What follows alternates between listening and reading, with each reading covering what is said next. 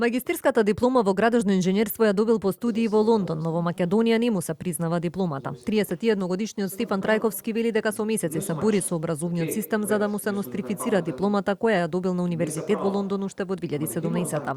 Вели дека причината е несогласувањето во бројот на иката са кредити меѓу универзитетите во странство и дома, поради што Министерството за образование одбило да му ја нострифицира.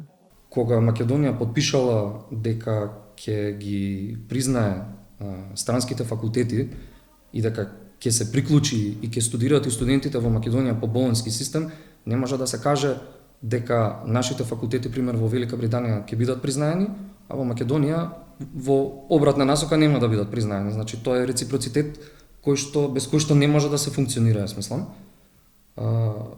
Кај нас не сум ни единствен кој што го има тој проблем, има уште многу други. Сметам дека представува пречка. Трајковски вели дека и покрај шансата во Лондон сепак решил да се врати да живи и работи во Македонија, но не признавањето на дипломата вели дека му влијае во напредувањето во професијата.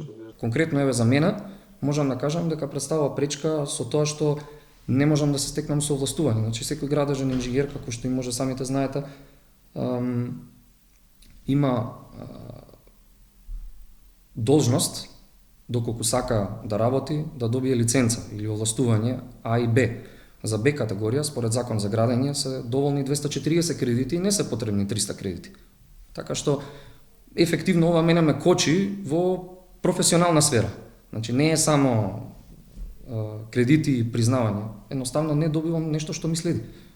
Од Министерството за образование пак објаснуваат дека според нашите закони потребни се 300 кредити за да се признае мастер дипломата, но министерката Јаневска вели дека вратата на Министерството е отворена за да се разгледа случајот и нагласува дека не се исклучува можноста за промена на законските услови во иднина доколку се увиди таква потреба.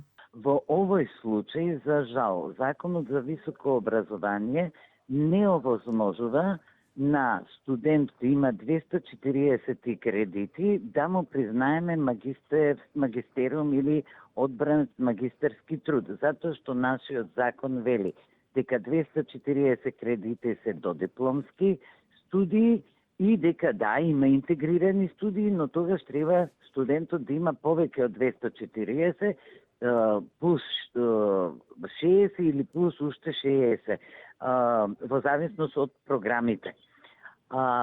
Жал ми е што нашите студенти кога се запишуваат на странските универзитети недоволно се можеби информирани или дел од нив можеби не обрнале доволно внимание што ќе се случи при нострификацијата или еквиваленцијата.